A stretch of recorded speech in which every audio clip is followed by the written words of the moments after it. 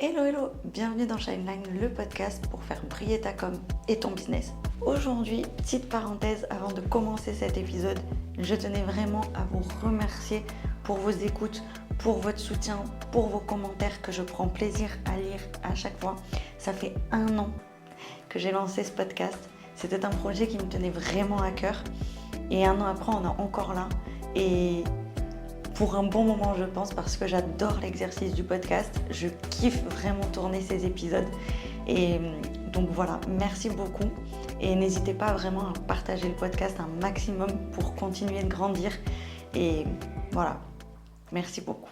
Aujourd'hui, je vais te parler d'une réaction que je vois très souvent chez beaucoup d'entrepreneurs quand leur communication ne donne pas les résultats espérés. C'est une réaction qui est presque automatique. Elles veulent poster plus de contenu pour être plus présentes. Comme si la solution miracle était d'augmenter la fréquence de publication. Mais la réalité est beaucoup plus simple que ça, car poster plus n'a jamais réglé un problème de communication. Et dans cet épisode, on va comprendre pourquoi. Si aujourd'hui tu as l'impression que tu publies régulièrement, que tu fais des efforts dans ta communication, que tu essaies d'être présente régulièrement, mais que malheureusement ça ne décolle pas vraiment, alors tu as déjà peut-être pensé à vouloir publier plus. Mais avant d'accélérer, tu devrais peut-être penser différemment. Je le vois chez beaucoup d'entrepreneurs et notamment chez des clientes. Quand les résultats ne sont pas au rendez-vous, beaucoup d'entrepreneurs pensent que le problème, c'est la fréquence. Alors, elles passent de 1 post par semaine à 3, puis 4, puis elles essaient d'être présentes tous les jours. Alors oui, pendant quelques semaines, ça te donne l'impression d'être active. Mais le problème reste le même, parce que poster plus n'améliore pas la qualité de ton message. Et si le message n'est pas clair, multiplier les contenus ne fait qu'amplifier le flou. Je vois souvent 3 situations revenir. La première, c'est la créatrice très présente. Elle publie beaucoup, mais son message change trop souvent. Un jour, elle parle d'organisation, le lendemain de mindset, le surlendemain de stratégie, puis de motivation. Chaque contenu est intéressant, mais l'ensemble ne raconte pas une histoire claire. Résultat, on la suit, mais on ne sait pas vraiment pourquoi. Donc, on ne passe pas à l'action.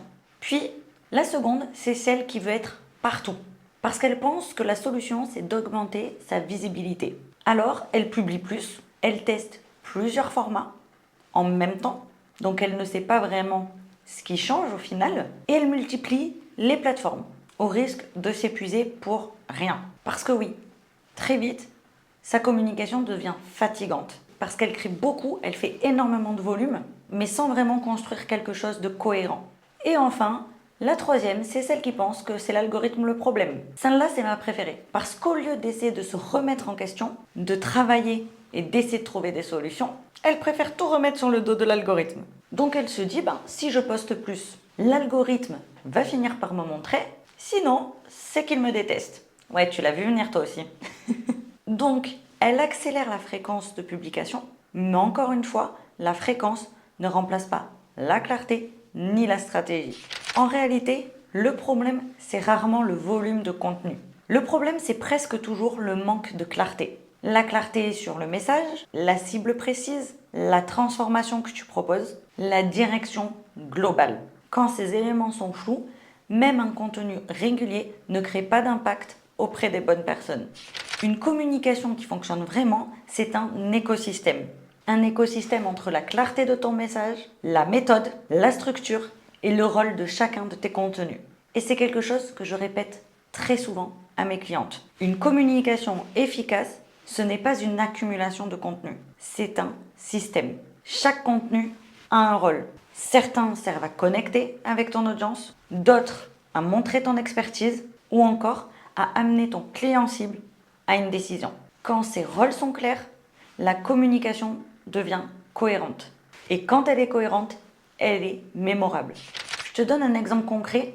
Je pense à une entrepreneur que j'ai accompagnée. Quand elle a rejoint mon programme, elle est arrivée avec une fréquence de publication déjà énorme. Elle publiait beaucoup. Elle était motivée, présente, investie, mais elle avait cette sensation de parler dans le vide. Donc on n'a pas augmenté la fréquence de publication, au contraire, on a ralenti. Mais on a clarifié son message, sa cible précise, son positionnement, ses piliers de contenu et l'intention derrière chaque publication.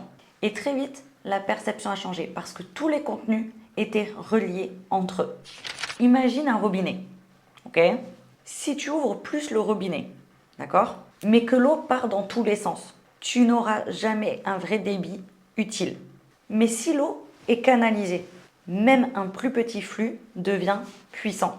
La communication, c'est pareil. La clarté canalise ton message. Ça t'évite de t'éparpiller. Quand ta communication est claire, c'est beaucoup plus fluide. Tu sais quoi dire, mais surtout, tu sais quoi ne pas dire. Donc, tu répètes le bon message sans changer toutes les semaines. Tu assumes enfin ton positionnement partout.